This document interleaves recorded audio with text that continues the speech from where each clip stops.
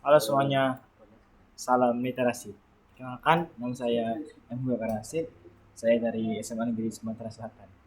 Jadi, pada kesempatan kali ini saya akan meresensi salah satu buku yang berjudul Segala-galanya Ambiar. Ini ditulis oleh Mark Manson. Oke, jadi sebelumnya mungkin kalian tahu siapa sih itu Mark Manson, penulis yang sebelumnya dikenal lewat sebuah buku yang berjudul sebuah seni untuk bersikap bodoh amat. Tapi kali ini Manson datang dengan nada yang jauh lebih serius. Ia tidak lagi sekedar mengajak kita untuk cuek pada hal-hal kecil, melainkan mengajak kita menatap langsung kekosongan yang kadang muncul di tengah hidup yang tampak serba nyaman.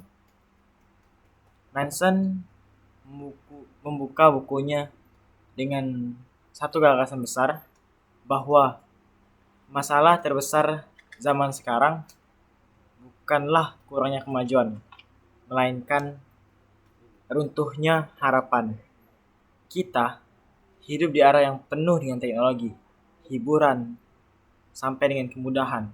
Tetapi justru di balik itu semua banyak orang yang merasa lelah, rapuh, hingga hampa. Ada ironi yang ingin ia tunjukkan bahwa ketika hampir semua hal yang bisa kita capai, kita malah kehilangan alasan untuk terus melangkah. Harapan yang dulu membuat manusia bertahan pelan-pelan terkikis oleh ketidakpastian dan kejenuhan. Sepanjang halaman demi halaman, eh, Manson atau penulis membawa kita menelusuri asal-usul harapan, bagaimana ia terbentuk, mengapa manusia membutuhkannya, dan apa yang terjadi saat harapan itu runtuh. Ia mengutip berbagai pemikir besar seperti Immanuel Kant and Friedrich Nietzsche, penulis-penulis dari Jerman. Namun, ia menyampaikannya secara dengan bahasa yang sederhana dan jenaka. Ya tentunya ya bahasa yang lebih mudah dipahami dibandingkan aslinya. Di tengah cerita tentang filsafat, dia tetap menambahkan kisah pribadi, sejarah, dan ya tentunya contoh nyata. Sehingga eh, setiap gagasan terasa dekat dengan kehidupan sehari-hari.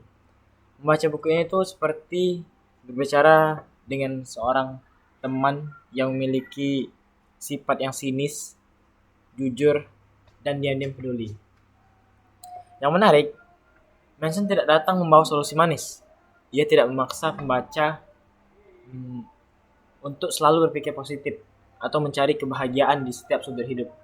Justru sebaliknya, ia mengajak kita menerima kenyataan bahwa hidup itu memang penuh dengan penderitaan, dan hal itu bukanlah sesuatu yang harus kita takuti.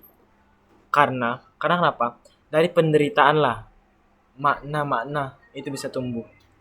Ia menulis bahwa tugas kita bukan menghindari rasa sakit, melainkan memilih rasa sakit yang pantas untuk diperjuangkan.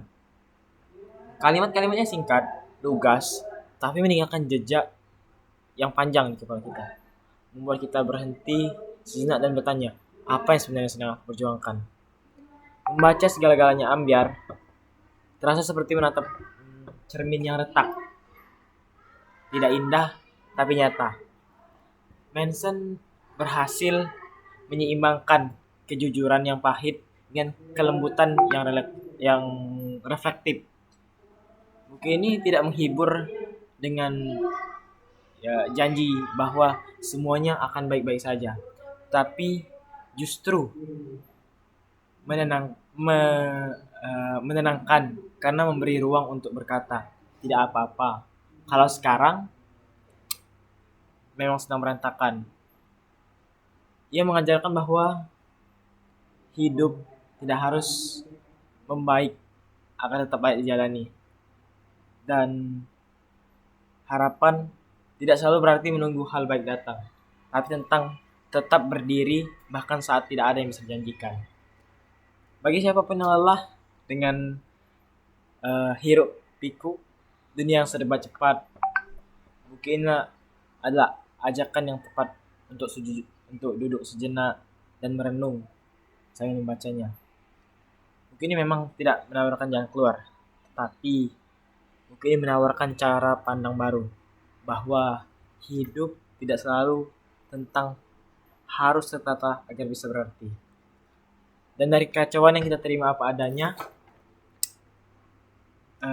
kita bisa mulai membangun harapan yang lebih jujur.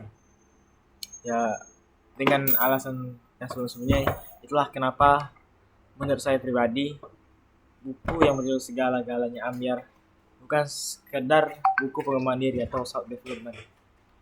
Ini adalah buku tentang keberanian untuk tetap hidup bahkan ketika segala sesuatu sedang ambyar.